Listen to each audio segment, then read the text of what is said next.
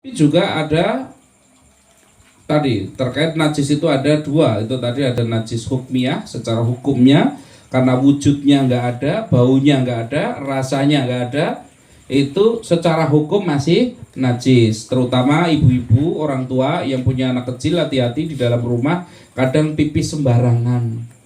Kadang ini hati-hati, ini urusan kayak gini nih, itu ya urusan kayak gini. Kok sampai ada rumah itu ada bayinya kok pesing, wah ini berarti kurang menjaga di dalam urusan ini apa namanya urusan najis ini, itu ya. Nah, kalau anak perempuan dari kecil langsung dia itu hukum air kencingnya itu sama dengan orang dewasa, itu hukumnya langsung seperti orang dewasa. Ini supaya air itu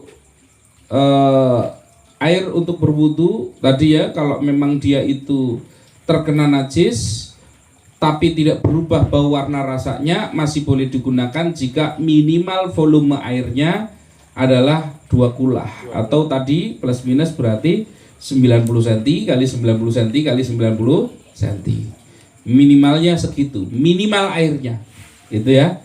Walaupun sebenarnya nggak ada pasti. Ini kalau Pak Darsono mungkin beda lagi nih panjangnya itu sikunya itu ya. Ini itu harus dipahami betul. Di dalam berwudu tadi sudah ya tata caranya dari sampai dari awal sampai selesainya untuk diperhatikan. Ini yang penting tadi di dalam najis tadi ada najis hukmiyah, ada najis ainiyah. Ainiyahnya buang dulu, tinggal hukmiyahnya tinggal diguyur air, selesai. Nah, tinggal dibersihkan biasa.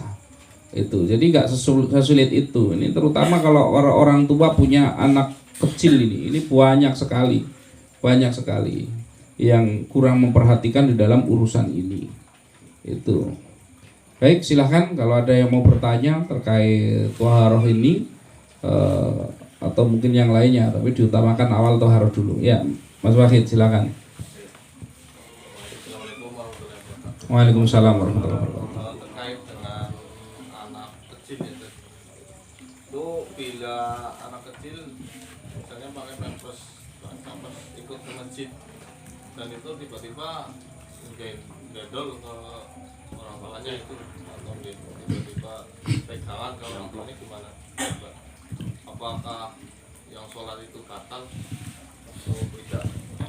Terus terkait dengan anak kecil lagi, apakah ada hadis yang melarang membawa anak kecil ke masjid itu? Ya. Yang pertama terkait dengan anak kecil, kalau zaman sekarang kan sudah pakai pampers. Terus dia itu pipis di pampasnya tersebut. Ikut orang tuanya ke masjid. Terus pas orang tuanya lagi sholat dia gandul ke orang tuanya. Nah ini bagaimana hukumnya?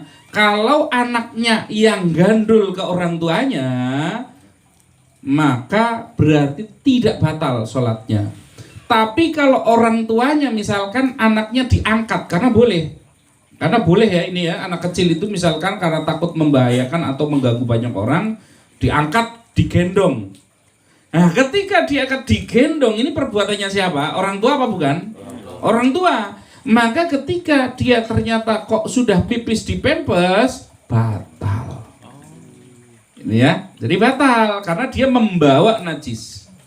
Jelas ya? Nah, membawa najis. Kalau enggandul kan dia nanti bisa lepas pergi lagi. Gitu.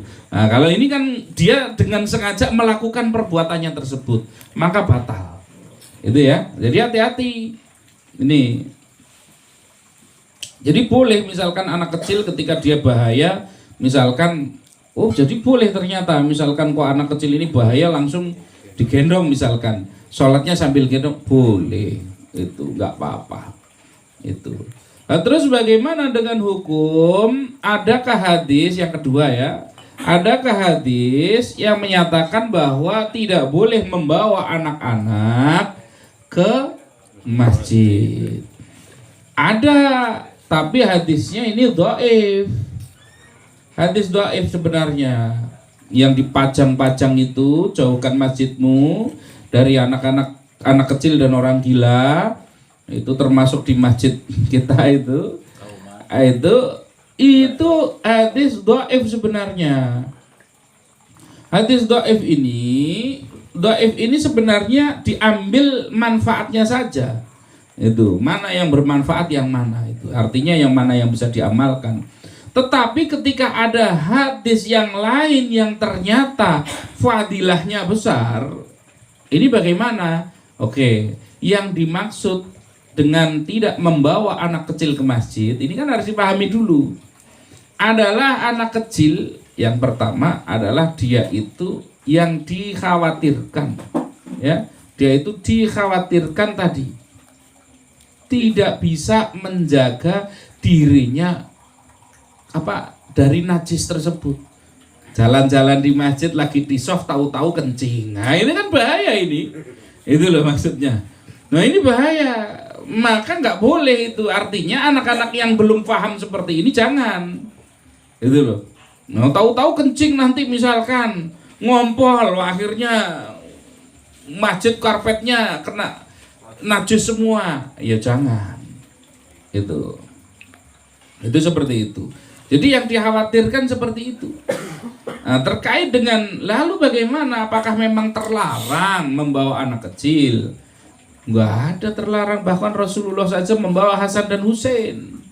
Itu kan? Rasulullah membawa cucu-cucunya itu ke masjid itu. Bahkan pernah suatu ketika Rasulullah itu ketika sedang sujud lama sekali sampai para sahabat itu khawatir. Apa ini Rasulullah sujud lama banget sudah meninggal ya? Ada yang mikir jangan-jangan Rasulullah lagi menerima wahyu ini. Karena saking lamanya itu.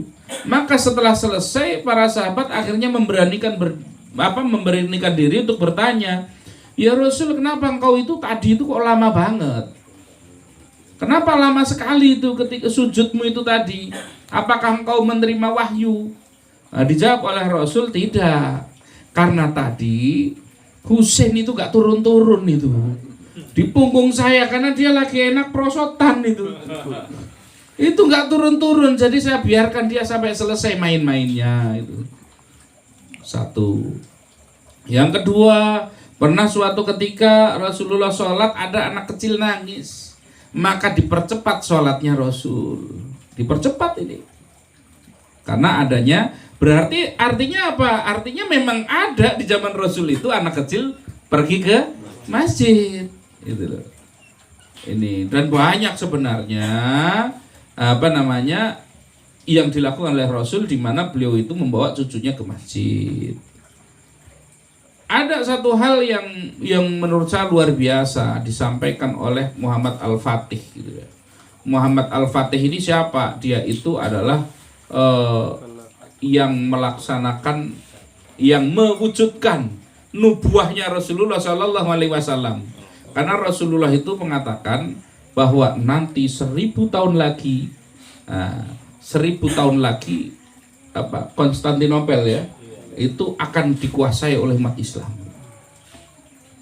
Nah, itu benar. Akhirnya yang mampu menguasai, menaklukkan Konstantinopel, padahal itu dikuasai oleh oleh kerajaan yang begitu kuatnya itu kan, tidak pernah ada yang mampu mengalahkan. Bisa dikalahkan oleh seorang jenderal namanya Muhammad Al-Fatih, umur 19 tahun. Umur 19 tahun masuk. Nah, maka begitu berhasil menaklukkan, akhirnya prestasinya diangkat menjadi sultan itu. Nah, jadi umur 19 tahun 18 tahun menjadi panglima, 19 tahun itu diangkat menjadi sultan. Ini. Nah, sekarang 19 tahun itu sultan Mobile Legend.